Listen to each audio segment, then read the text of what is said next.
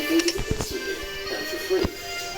When they improve, you don't need to invest in big metal things, you can just use the new code. And they have the ability to get better fast. How fast? If your work involves complex work on a computer today, you might be pretty good at this. Most of the jobs and features. There are actually real-world examples of how this transition can be. The San Francisco Bay offers a project management software for new people since most schools to eliminate low-wage positions. One example of the project is Software First, which jobs can be automated and precisely where it needs actual professional humans. But they are fundamentally factors of maintenance. The software then distributes tasks to queues and controls the quality of the work, tracking any interference built into the contractor's compute. Okay, this doesn't sound too bad. Well, this machine is called OneJob and creates jobs for freelancers like as the freelancers complete their tasks, learning algorithms track them and gather data about their work and which tasks it consists of. So what's actually happening is that the freelancers are teaching the machine how to replace them. However, this software reduces hours by about 30% in the first year and by another 25% in the second year. This is only one example of many. There are machines in the banks that are integrated with investment computers in all kinds of fields, from pharmacists to analysts, journalists to radiologists, cashiers, bank tellers, or the unskilled worker flipping burgers. All of these jobs won't disappear overnight, but fewer and fewer humans will be doing them. We'll discuss a few cases on a follow-up video. When are jobs disappearing? It's only half of the story.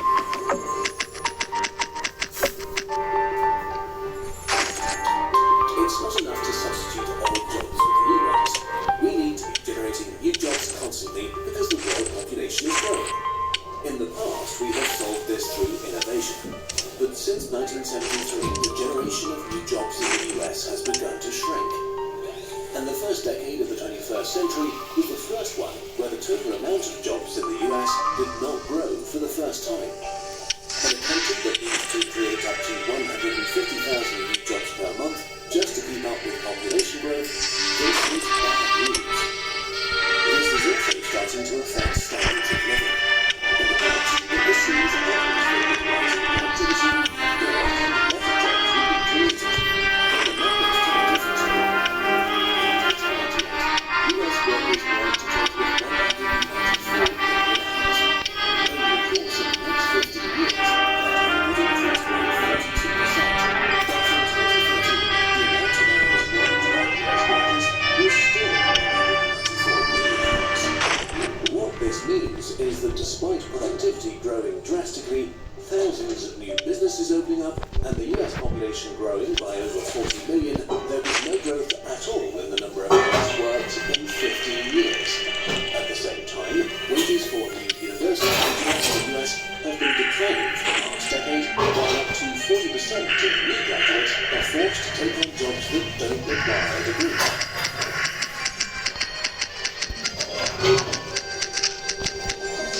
Productivity is separated from human labor. The nature of innovation in the information age is different from everything we encountered before. This process started years ago and is already well underway. Even without disruptions, any self-driving cars or robotic computers. But the term automation is different this time. This time, the machines electronically take our jobs. Our cars are based on software and but if you and your work is learning, you will be doing it this way.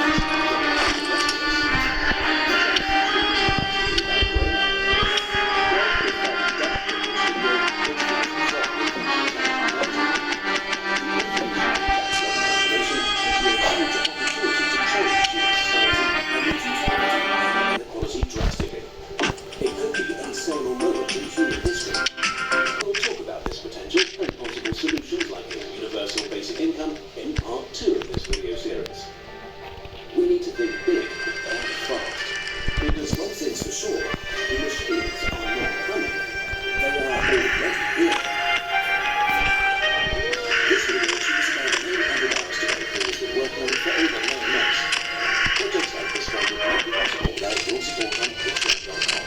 If you want to help us out with personal project in the long term, that would be really useful. Those arrangements can be made to Facebook groups, the Dice of Winners, and the Separate Shows.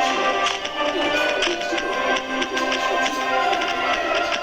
Also, the little robot pusher. You can try his hand at any extra or help you off to the next one. This video is part of a larger series where technology is already changing and will change soon and forever. If you want to continue watching, click on the playlist. Video आ रहा है डला है इसमें। पता नहीं एक recorder में आता है कि नहीं। कौन सा रिकॉर्डर है? X recorder. हाँ? एक्स रिकॉर्डर कहाँ है इसका? ये पड़ा यहाँ पे करने में।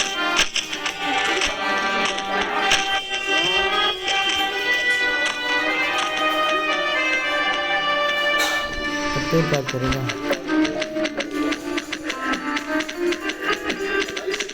करना क्या वीडियो का मकसद क्या है तेरा? बस बता रहा हूँ मैं क्या कर रहा हूँ इधर।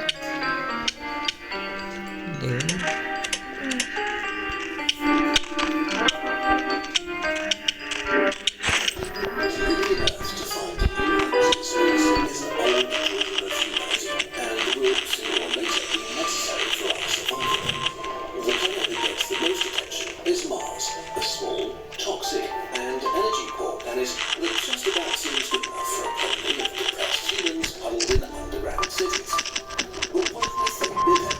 What if we take Venus, one of the most hostile and deadly places in the solar system, and turn it into a colony? Not by building lofty cloud cities, but by creating a proper second Earth. It would be easier than you think.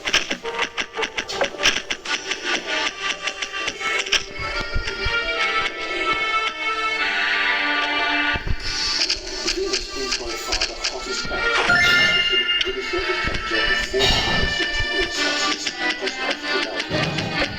This is due to the most extreme greenhouse effect in the solar system. The solar system is infinite life until it gets to the future. Venus's atmosphere is not our planet. Venus's atmosphere is 95%. Also, Venus's atmosphere is 93 times denser than Earth's. Standing on Venus's surface would feel like taking a dive about 900 meters deep into the ocean. The pressure would kill you instantly. It's truly complex, so why should we even bother? First and foremost, Venus is almost big enough as 90% of its surface gravity. Surface gravity is a big problem in the solar system because it's very likely that most things at low gravity places will have negative side effects. Venus's size means it could be the second largest habitat in the solar system. But even with 4 billion forests and trillions of plants, with oceans, lush forests, and a beautiful coastline. And probably terraform Venus may be the most pleasant place to live outside Earth. Many countries that have terraformed Venus today are slightly more ambitious, so Venus has to put this project on.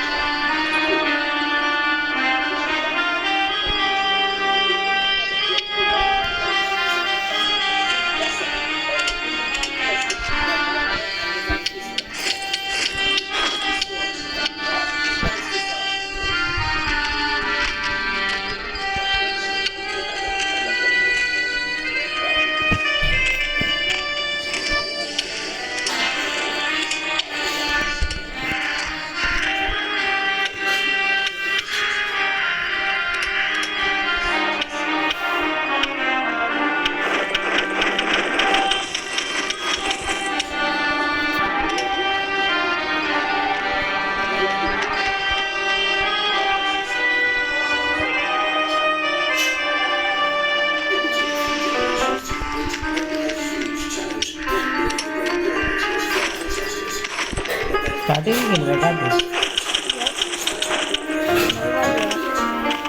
हाँ नई वाली रहेगा।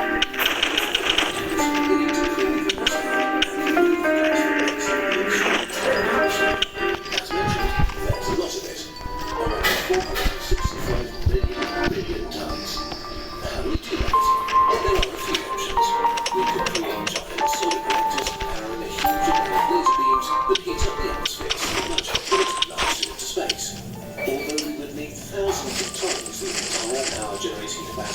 humanity, and it would still take thousands of years to remove the atmosphere. Another way is to sequester the atmosphere, binding the CO2 in different compounds through chemical reactions. We could mine elements like calcium, magnesium on Mercury, and ship them at Venus via mass driver systems, electric rails that make rockets unnecessary on smaller planets. The metals would combine to bind the CO2 into different carbonates basically forever. But the scale makes the whole thing impractical. We would need several 100 billion tons of material to sequester the CO2 this way. Seems like a waste of material, and